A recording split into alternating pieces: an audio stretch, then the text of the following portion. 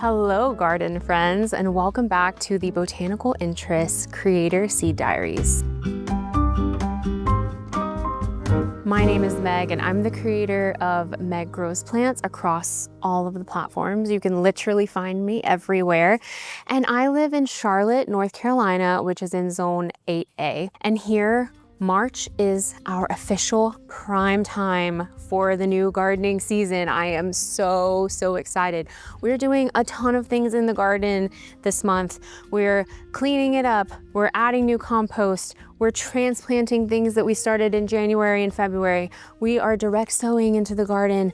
Things are finally starting to wake up. There's buds, there's blooms, there's everything. It is an amazing time of year. I'm gonna be taking you guys along through the journey of what we are planting in the month of March. Buckle up because it's a lot. First up, we've got our quick growing leafy greens, and that's lettuce, mustards, arugula, anything that's a leafy green. You can direct sow it right into the garden, and I'm going to show you guys a little bit of a trick that I have with my lettuce.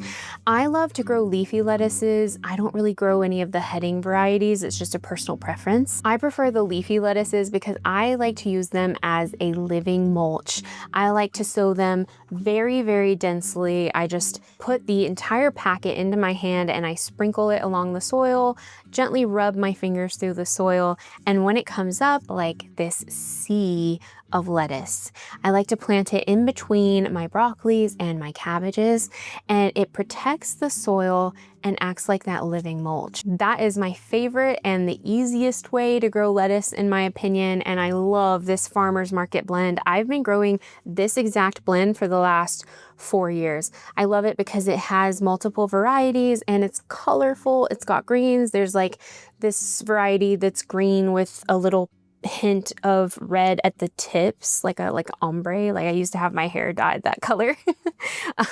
And then there's a straight up red variety. It's just beautiful. Next, we are direct sowing out our spring cool weather herbs. This is our dill and our cilantro. I want to talk about this dill because I love this dill. I've been growing this variety for the past 2 years now. This is the Tetra variety, and it is a slower bolting variety. There is nothing more annoying than being a preserver like myself, and you want to make dill cucumbers, but when your cucumbers are coming in, it's pretty warm and regular dill has already bolted and gone right to flower. You can use the flowers in dill pickles, but I prefer to use the leaves, and I don't have any leaves because they've all bolted. This variety is a slow bolt variety, and last year I finally had leaves available when my cucumbers were coming in. It eventually did bolt, but it gave me just that little bit of extra time that I needed to have fresh dill leaves. And so I will forever grow this variety. When I plant dill, I am direct sowing it right into the garden. You can start it indoors if you want, but it's kind of sensitive to root disturbance. It doesn't really like it that much, so I would much rather just go ahead and direct sow it. It's really easy to plant. I just sprinkle it and run my fingers through, throw and grow kind of thing, and when it pops up, I like to go and thin it out to about 4 inches in between your plants. Is it really spring if you're not growing snap peas? I always grow snap peas in my garden, specifically this variety. This is Sugar Daddy. Really any variety that has the word sugar in it is going to be good. The reason I like this variety is because it is shorter. It's more like a dwarf variety. They don't grow so crazy long that you need a huge trellis like other varieties. These are much more manageable. So if you're short on space, say you're only growing in a patio or you're growing them in a container, this is a perfect container variety, and the pods are so sweet. They're so good. Snap peas are one of the only spring crops that gives you a little bit of sweetness in the spring. A lot of the other crops are a little bit cruciferous and root based, but a sugar snap pea, you get sweetness. I love to take them and dip them in hummus and just snack on them while I'm gardening actually. So a lot of them don't even make it into the house. You want to direct sow snap peas right out into the garden. They do not like root disturbance.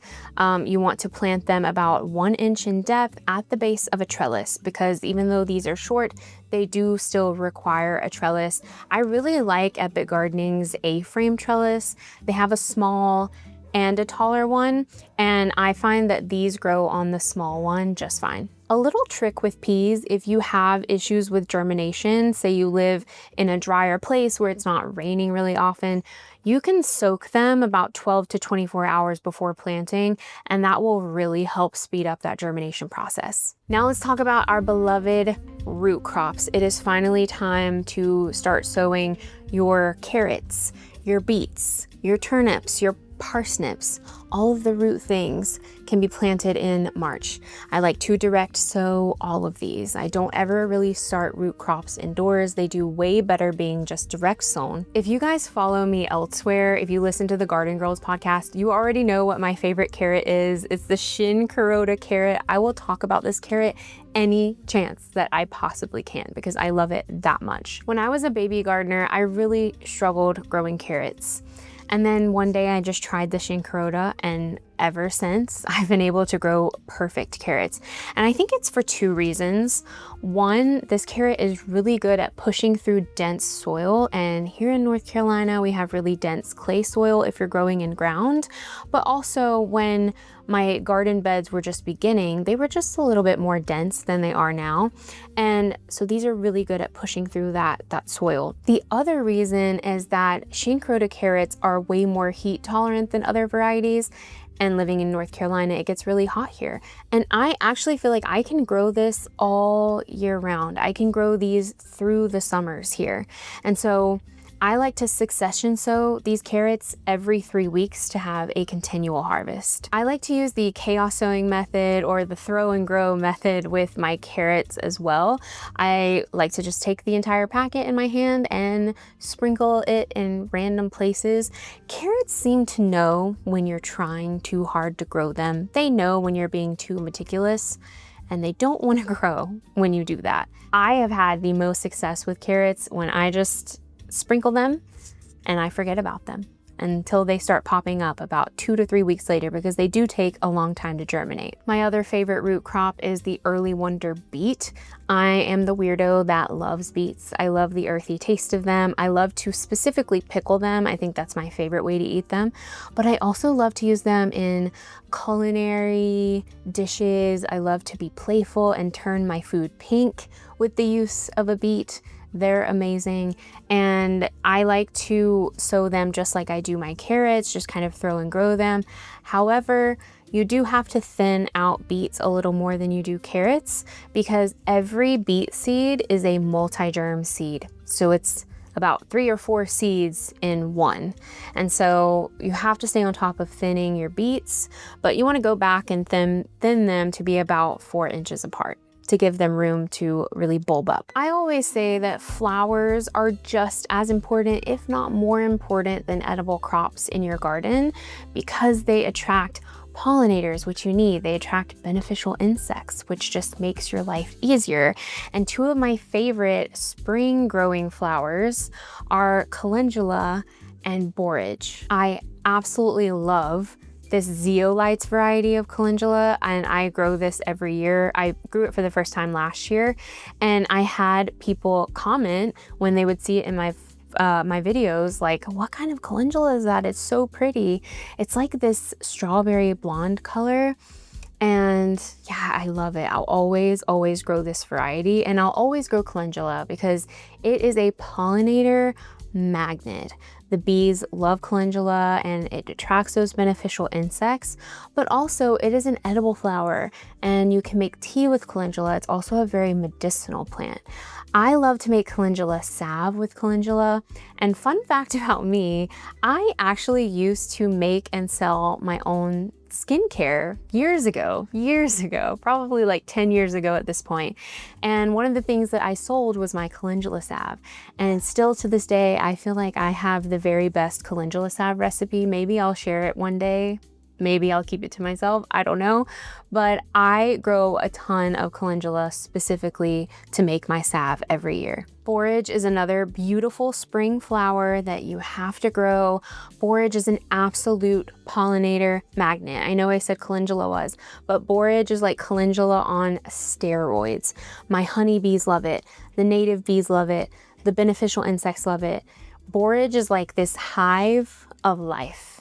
It is incredible, and I think everyone needs to grow it. It's also an edible plant as well. You can eat the flowers, you can eat the leaves, you can make tea with it, and the plant actually tastes like cucumber, which is really weird because it has nothing to do with cucumber, but I swear it does taste like a cucumber. And that is why I like to take the flowers and just put them right on my salads. Just like calendula, we're gonna be direct sowing borage right out into the garden. And I've gotta warn you, borage gets huge. When I first planted it, I thought it was this cute little mini plant. No, this thing grows to be about 3 feet tall and probably just as wide. It becomes this huge bush. So you need to give it proper spacing. And I like to companion plant this with my tomatoes or my squash, anything that needs a little bit of extra pollination. Perhaps the most exciting thing of all that we're planting in March is our potatoes. If you ordered seed potatoes, they're probably coming in March in our zone. And so as soon as they come in, get those potatoes outside because they like to be planted early. They like to grow mostly in cool weather. When you get your potatoes, they're going to be sprouting around the whole potato, and you can either just go ahead and plant the entire potato if you want to, or you can make the most of your potato and you can cut it into different pieces and you can plant each piece as long as it has one eye, which is where it's sprouting from. If you're cutting up potatoes, it's really important to leave them out and let them dry and let the cuts callus over before you plant them, because if you plant them right after cutting them, they can rot, so be careful. Potatoes like to be planted deep. You want to plant them about 6 to 8 inches down into the soil. And this allows your potatoes to grow without you necessarily having to hill them. I've grown potatoes for the last 5 years and I don't think I've ever had to hill them. The only reason I would is if I notice that they are growing out of the top of the soil and I'm getting green potatoes. But you also want to mulch them. I like to use a wheat straw mulch, and that can also prevent that from happening as well. Thank you guys so much for watching. I hope that you're enjoying your March. I hope that you're getting out there and you're getting your hands dirty. It's been such a long winter and we are finally starting to garden. If you like this video and you want to see more like it, don't forget to like and subscribe to the Botanical Interests YouTube channel. And you can find me at Meg Grows Plants across all of the platforms. I am also the co-host of the Garden Girls podcast, so give that a listen. And happy gardening, friends. Bye.